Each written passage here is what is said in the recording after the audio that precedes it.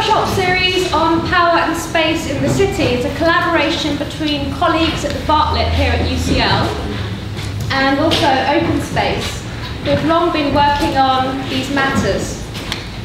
Aptly enough, the series began with a conversation over a couple of glasses of red wine between Caroline and myself. And we were reflecting on the fantastic work on power and space and urban politics that goes on around London, really. And we were also considering the increasing role that the urban is playing in political change at the moment. Think about Occupy, think about the Arab Revolution and the specific role of Tahrir Square. And it probably isn't a coincidence that lots of geographers and social scientists are thinking about crafting new typologies for conceiving of space and power. And I think because we've got this moment of power and space in academia and this rise of urban politics in the so-called real world, it makes sense to think about what it means. And the question driving the series is asking how we can best understand and articulate the power relationships that are shaping cities. But also to reflect a little bit about the role, or rather the more transformative or positive role that urban politics might play in shaping societies as well. And we thought it would be best to do this through a set of interdisciplinary conversations, arguing that it's not until you can ground some of these esoteric debates, and the conversation certainly won't be esoteric in these very adept hands this evening, but also by thinking about the questions through different disciplines. And each series will involve a conversation between scholars and be facilitated by an expert chair. Our expert chair this evening is Professor Janet Newman, who is a Professor Emeritus from the Open University of Feminism and Cultural Politics. That's who I am. Once you retire, you can be anything you like. Janet works on the interface between activist movements and changing governance regimes, and she's published a couple of fantastic texts, most recently Working the Spaces of Power, Activism, Neoliberalism and Gendered Labour. And also she works quite a lot on gender politics and critical governance studies. So I'll pass you over to Janet to introduce the rest of the speakers. Thank you. Is that working? Yes. Okay, we have 3 speakers to open this conversation. And it is a conversation, so bear that in mind when we open it up generally. That, we're not asking you to do speeches, we're asking you to engage in conversation with what's been going on. So the 3 speakers, first a political philosopher, Stuart Elvin. He's Professor of Political Theory and Geography at Warwick, University of Warwick. He's one of the editors of Environment and Planning. You see, I've just put initials down here, didn't I? He's got written books on Foucault, Lefebvre, Heidegger, so clearly a very brave person. And last year he did a book called The Birth of Territory. Okay, our second speaker on my left is Wendy Cullen, who is head of the Department of Architecture at Cambridge University. Very different perspective.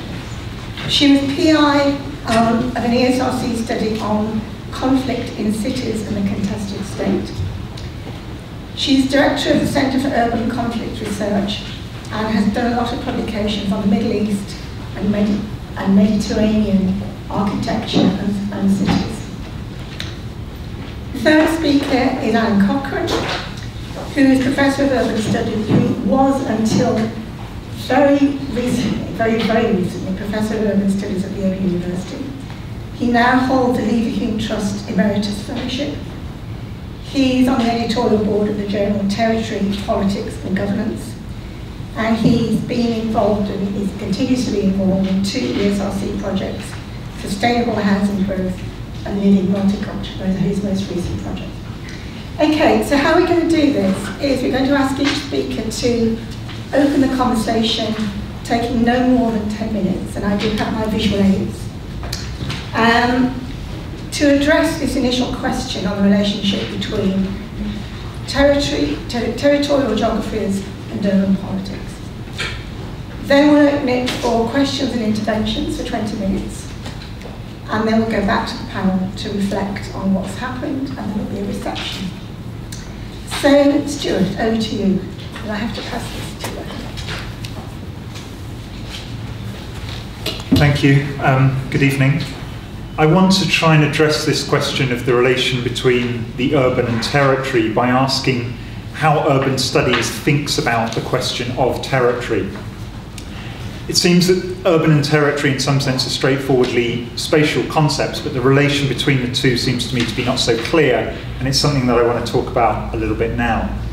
The phrase urban territory appears in all sorts of literature as if the meaning isn't somehow evident.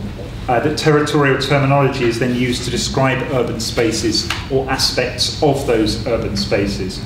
But it seems to me that the term territory is used, particularly in urban studies, in a very vague way, without much terminological precision, without much definitional work going on, that it's largely along the lines of the dictionary definition. A territory is a bounded space under the control of a group of people, and not much more thought is added beyond that definition. That definition, though, seems to me to be problematic for at least two reasons. One is that not all territories are bounded spaces, and the second that not all bounded spaces are territories. And it seems to me, or at least that putting a boundary around something is not sufficient to create it as a territory. But it is a very dominant definition. It's one I think that a lot of urban studies works with as a definition. And so a lot of work in urban studies takes up that idea of territory as a bounded space, which can exist at a variety of spatial scales, sometimes overlapping, sometimes entirely enclosed within each other. So people talk about urban areas in territories. They talk about the urban as a territory. They talk about territories within the urban. They talk about the territorial structure of the state, some of which is urban, and territory sometimes as something that is being more and more urbanized, a progressive kind of filling in of urban areas within a territory. Now, that last understanding seems to me to be at the root of some of the most interesting and radical work in urban studies, but it still doesn't seem to me to break from this idea that territory is in some sense a bounded space, a kind of container, that it thinks of urbanization as a kind of gradient, a continuum between the non-urban, whatever that might be today, and the urban, and that things are being progressively filled in within that. So it takes into account, Neil Brenner and Christian Smith describe it as taking into account conurbations, city regions, urban regions, metropolitan regions, global city regions, and so on. Still thinking, though, I think of territory as a container which is being filled in more and more with urbanization. Henri Lefebvre in The Urban Revolution talks of the 0 to 100% almost continuum of urban development. And I think that what this is doing is radically breaking from the idea of the urban as a container, i.e. a city with boundaries, but it's not breaking with the idea of territory as a container. And other urban territory relations following from those kinds of definitional work then are understood within those frames. And then you find people in urban studies saying today we need to break with this. We need to break with what they call methodological territorialism. We need to break with territorialist conceptions of the city. There's a territorial fix, or we're trapped in a territorial spatial grammar. So because territory is assumed to be this bounded space, and this bounded way of thinking of the city is a problem, well, then we need to think about this beyond that container model of territory. So that territorial definition of the urban is seen as inherently problematic by urban studies. Urban studies then, they say, needs to break with territory and the preconceptions that go along with that. I certainly agree that that's a very problematic way to think about cities, but I also think it's a problematic way to think about territory. The problem that they're identifying, I think, would be better described as methodological boundedness, or methodological space, or methodological territory as bounded spaceism. That's the problem. It's the way of conceiving of territory rather than territory itself that seems to me the root of the problem they're identifying. Now, debates on territory in other parts of geography, other parts of the social sciences, I think have moved beyond that simple definition of territory in recent years. And my own work has been a contribution, I hope, to those debates of changing the way that we think about the question of territory. I've done that in very contemporary political work in a book called Terror and Territory on the War on Terror, and I've tried to do that historically in the book that was just mentioned by Janet called The Birth of Territory. The work I did on territory was inspired by a lot of work in urban studies. So I found work on the urban process, work on the urban as an assemblage, Neil Brenner and Christian Smith's idea of the concentrated and extended urbanization. I found all of those helpful in my work on territory. So the challenge I want to throw back is, how then could the debates on territory today be of use to urban studies and thinking about these kinds of questions? The first thing I think is to think that territory as a concept is not a description of a container for political action or an outcome of political processes or even a simple political geographical question. Territory, on the understanding that many people have developed and I've tried to contribute to, territory is something that is continually produced and reproduced. It's not created through a one-off act of state building that then operates as this container or framework within which subsequent politics takes place. Territory is mutable, it's transformed, it's contested, it's recreated through the actions of states and other groups, especially in urban contexts. The spatial strategies transform and yet are constrained by social spatial relations, of which territory is one. That states and other political actors operate within the constraints of the territory they inhabit and the territory they inherit from previous attempts at political, economic, strategic, legal and technical transformation, even as they seek to transform them in the present moment, creating the context for future operations. All of the actions of these different groups and the contest between them that are playing out are not simply playing out in a space, they're playing out over space and contesting and transforming that space. Wonderful definition of this recently, Thomas Siegler has a piece on the Panama Canal, which he describes as the territorial palimpsest. I wish I'd thought of that. It's a lovely way to describe the continually kind of reworked and overworked way that territories are created. The way I tried to describe territory was following Foucault as a political technology, or as a bundle of political technologies, a bundle of political economic, political strategic, political legal, political technical relations. And that work, I hope, allows us to see that territory is one, but only one form that this can take, and that bounded spaces are only one form of the way that territory can be understood. It's specific to particular times and particular places, rather than some kind of ahistorical, geographical definition that's true in all times and in all places. Now, in the Space, Knowledge and Power interview, Foucault talks about how manuals of police, he means by this kind of governance policy rather than police in the way that we understand police today. He says, what they argued was that the government of a large state like France should ultimately think of territory on the model of a city. The claim was, a state will be well organized when a system of policing as tight and efficient as that of cities extends over the whole territory. The police is a kind of rationality, what he later calls governmentality, for the government of the whole territory. The model of the city as the matrix of the regulations that apply to the whole state. What I want to say is, what if today the reverse was the case? Instead of the urbanization of territory, are we today seeing the increasing territorialization of the urban? Instead of urban order in a historical moment being the model for territorial rule, today strategies that were previously used to control territory are increasingly being used to police urban space. And you can look at that, I think, in the literature on, say, territorial geopolitics and urban geopolitics and the relation between those. The final thing I want to say is the project that Neil Brenner is doing at the Urban Theory Lab at Harvard called The Extreme Territories of Urbanization.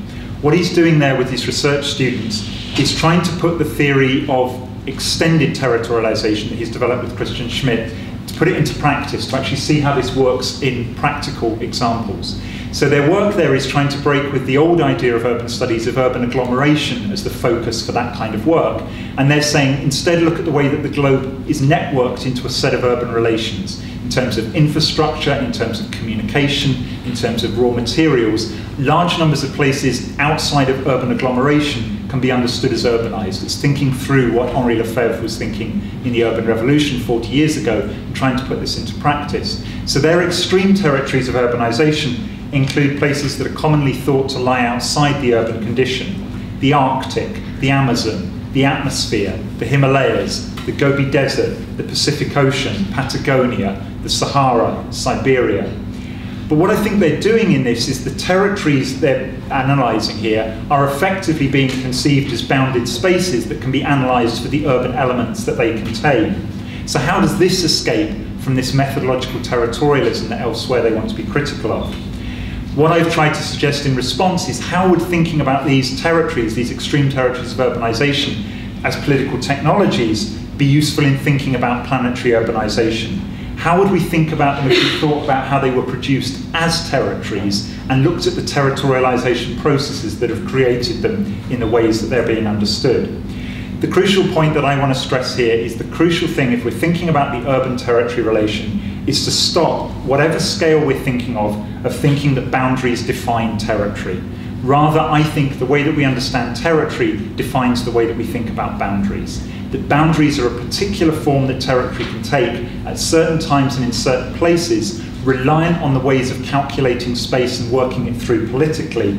If you think about territory as a process rather than as an outcome, as something being made and remade, this helps us, I think, break out of this idea of territory as a static, bounded container for political action. Territory certainly can take that form as a bounded space, but I think that's only as a result of some of those other processes. It's not sufficient to define territory, on my understanding. That way I think we can open up different ways of thinking about this urban-territory relation. So the general point, I think that I've learned a lot from urban work in thinking about territory. I hope that work on territory can contribute back to debates on the urban. And breaking out of that bounded sense of territory seems to me to be crucial to that work. Thank you.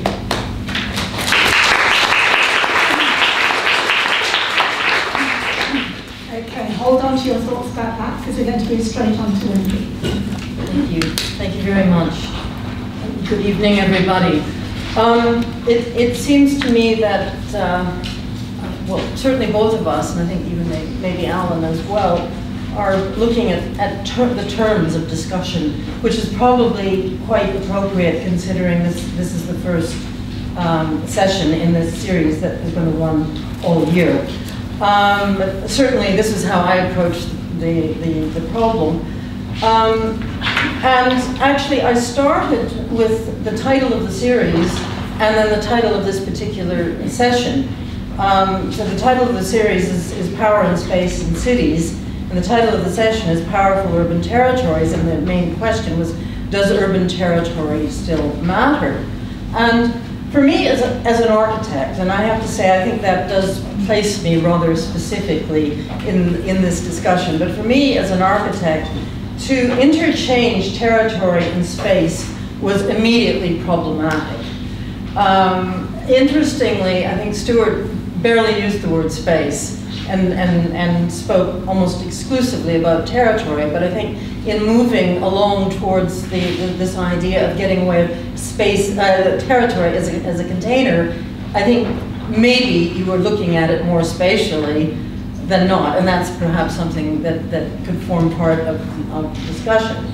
But in any case, certainly in my own work and my own observations, I feel that well, there's overlaps, of course, between territory and space, that it's very worthwhile to actually look at them as two rather different things.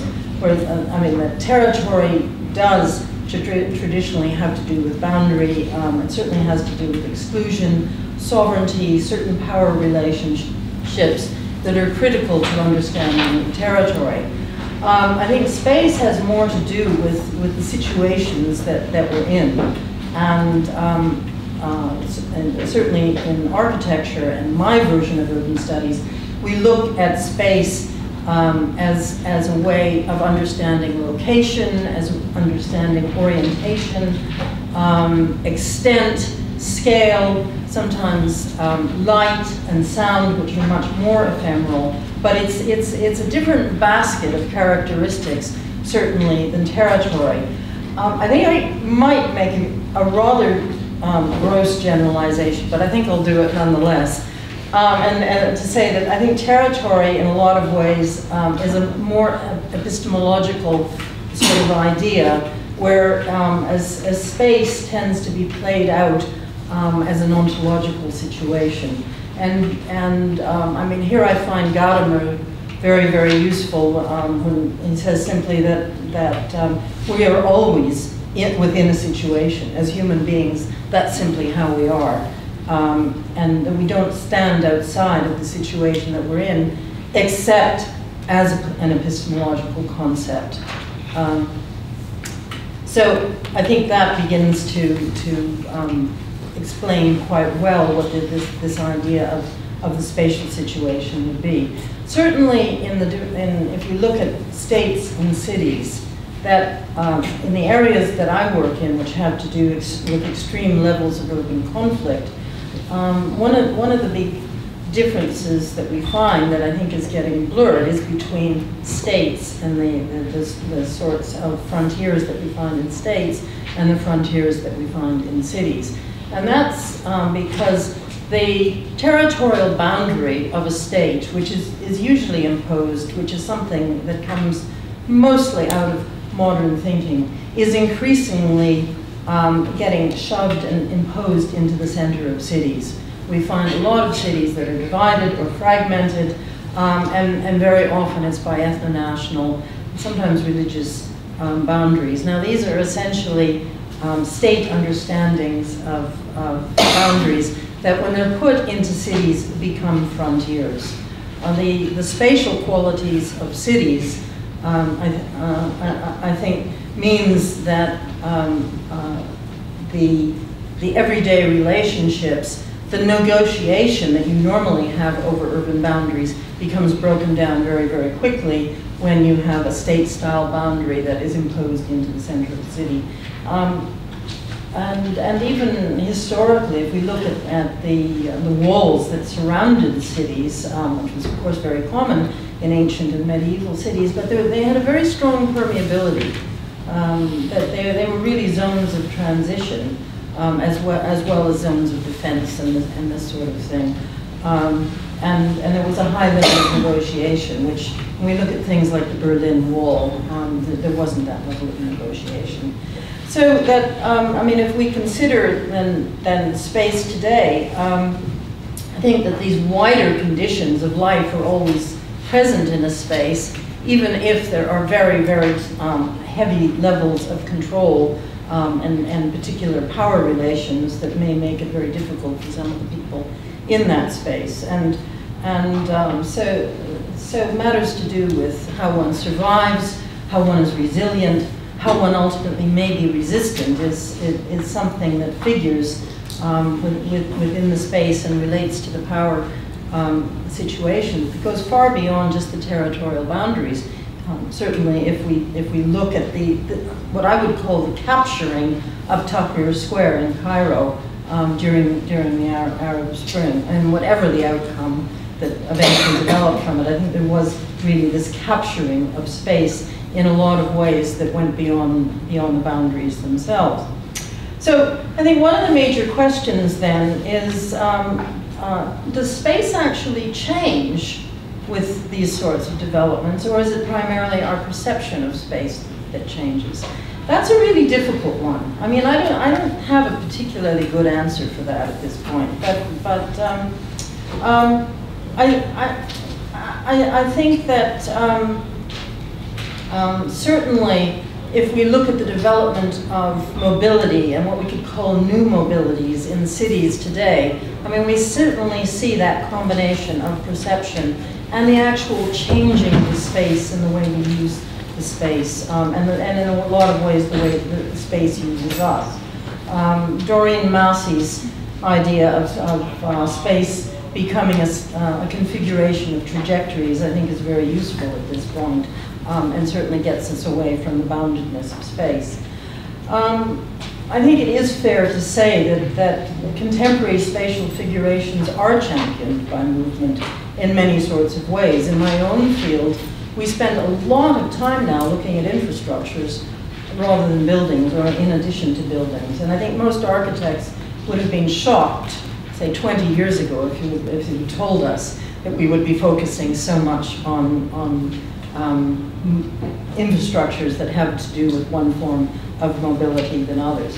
I think it's interesting because but actually we think of mobility infrastructures is offering us more freedom, certainly through movement. But actually, one of the things that you find in extreme levels of conflict or oppression is that actually it's the roads themselves that are much easier to control, and much more so than the places in cities like squares. Roads are very, very quick to have checkpoints put into them and other forms of control. So we might ask really, you know, are these places of greater freedom or potentially actually much less freedom? Certainly with these sorts of controls in the city, and as soon as movement gets broken down at this point, we get situations that have to do with heavy fragmentation in cities, often enclaves. We're all familiar with the various gated communities, enforced enclaves, privatized precincts, and so on, which cause a tremendous amount of introverted sort of life. So I would say that we get this odd sort of situation where with greater movement in cities, we may actually get more fragmentation in cities as the roads cut through cities, create more boundaries in cities.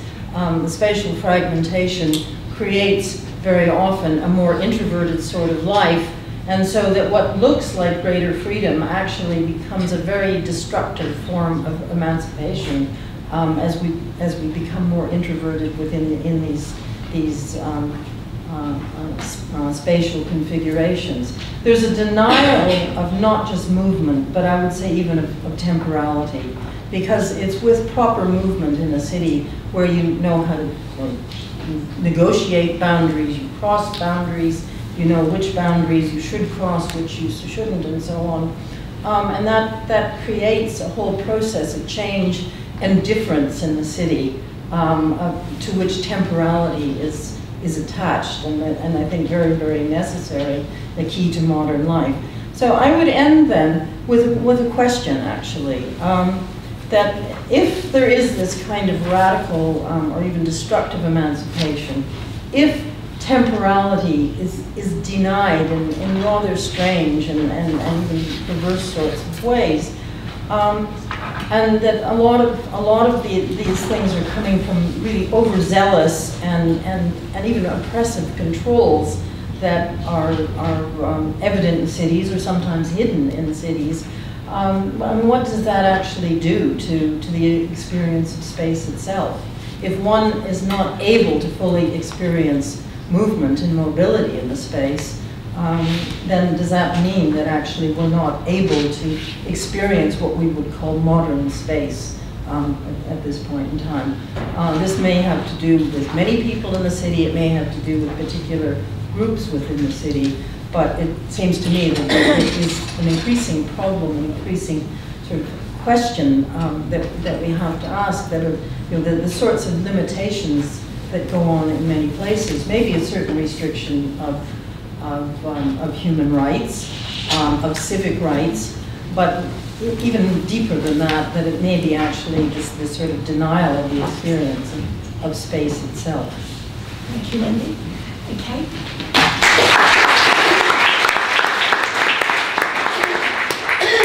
Moving straight on now to Alan Cochrane. It's great. I think one of the problems, if those of you who have looked at the abstracts that were put up, is how there is a degree of overlap. I think I've even used some of the same phrases. Container, territory is not a container for urban politics. Anyway, what I want to do is to try to comment some of the things that have been talked about from a slightly differently from the way that I wrote the abstract. But I still think that the continuities across the three of us, I think, are actually quite interesting. Scott Rogers, Clive Barnett and I recently co-edited a symposium in the International Journal of Urban and Regional Research, which precisely, I think, has echoes of some of the things that have already been said. The focus of the symposium, which is quite deliberate, is where is urban politics? It's precisely because we think that there is an interesting question about awareness. What makes urban politics urban? How do you think of it as being urban? Some of the issues that have already been discussed.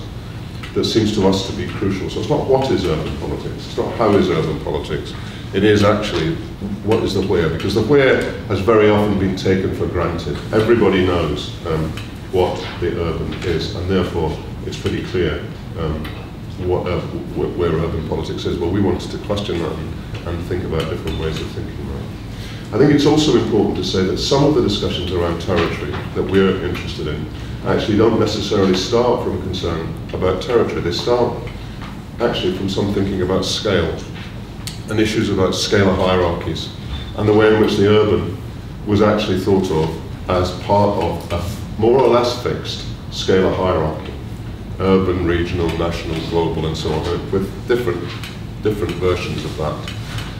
And gradually that's been broken down in a way that it's been recognized that actually you can't put things in those boxes, you can't put them in those containers either.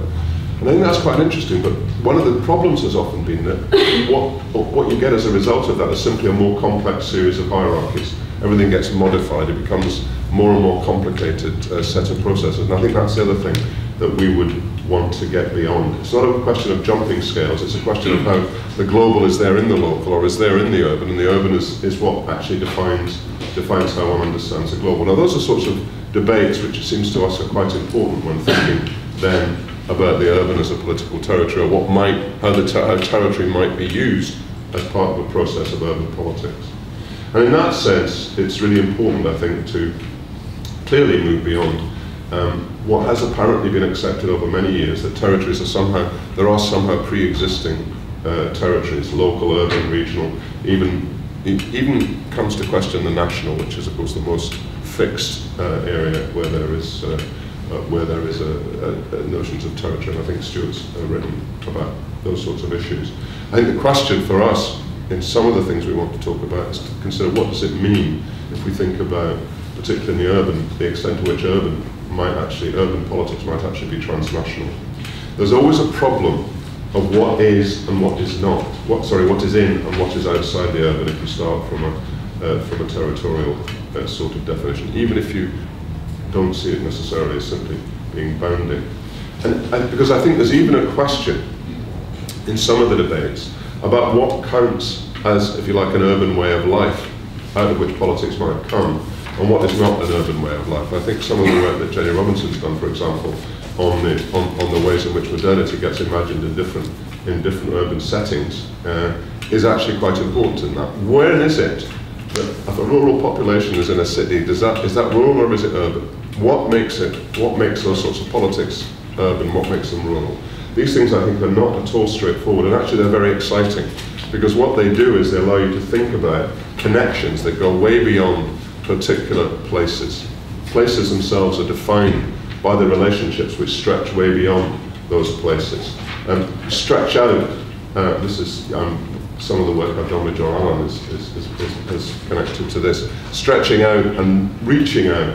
Relations are stretched, but you can reach out and bring in things which are apparently very distant to develop what is apparent, which is also in particularly local politics. Now that you can see that quite often in the context of when it's elite politics. So if you take the case of the London Olympics, which is something that John and I have written about recently, if you take the case of the London Olympics, what you can see is that there's a global politics, if you like, of corporations, of the International Olympic Committee, of the development industry in terms of its connections. You just have to look at the way that has found itself expressed in Newham over, it's quite local, but in terms of the way in which it actually relates to a much wider set of global sets of relations, which actually were also highly dependent on the possibilities of development in that area.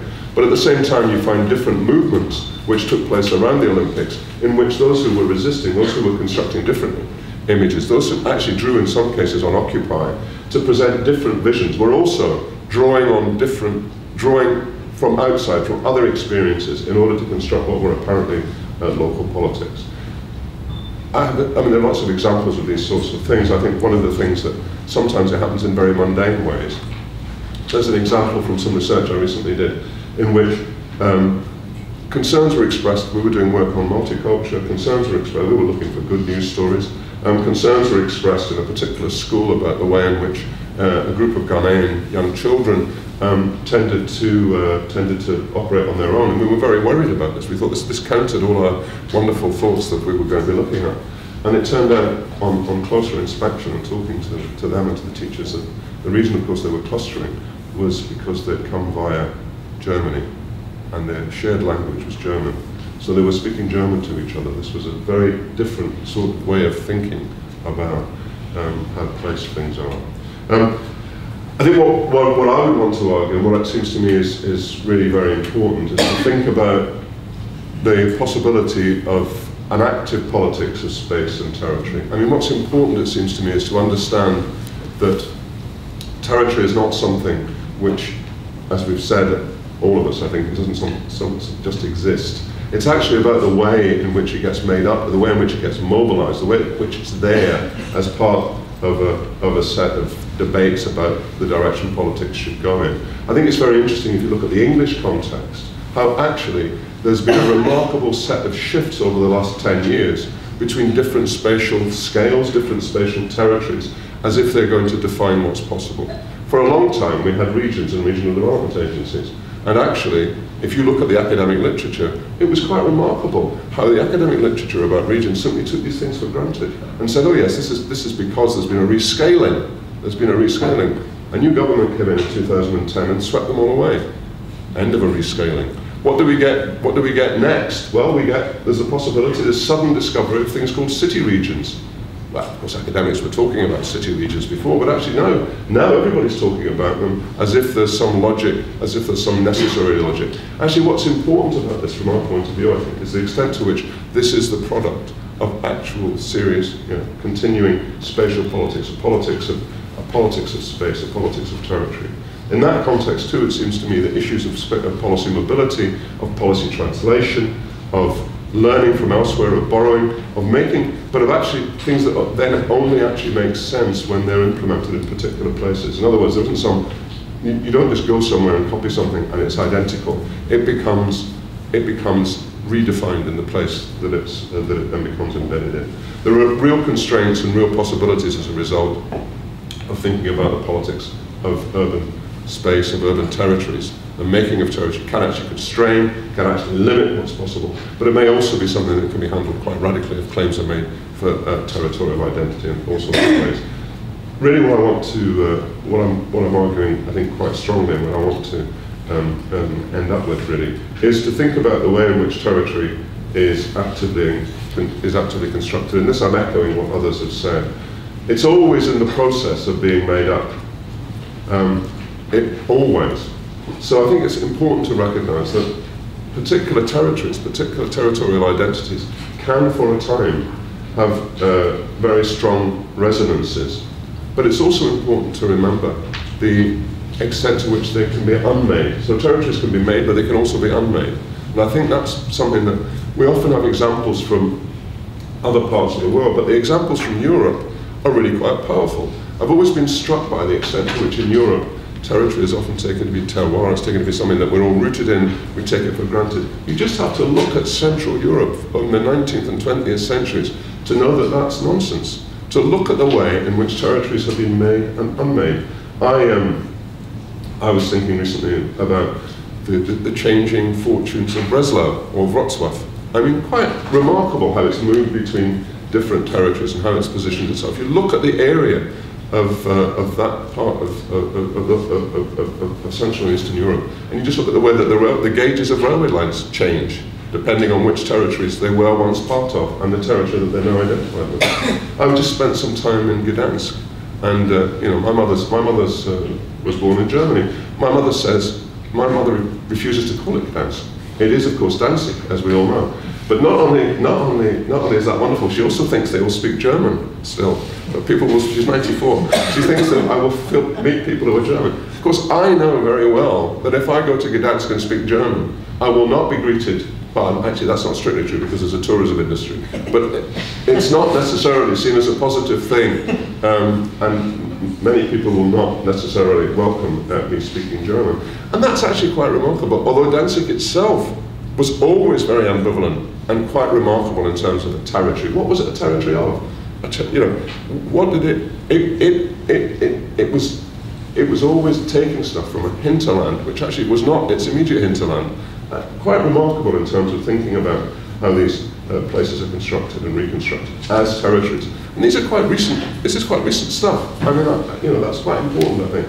So, where does that take us? Well, I think what it does is, for me, is that territory is actually a very useful concept when thinking about urban politics. But it's a useful concept not as something that is fixed, but as something which is constructed and remade and made and appealed to and as part of the process of urban politics. Thank you.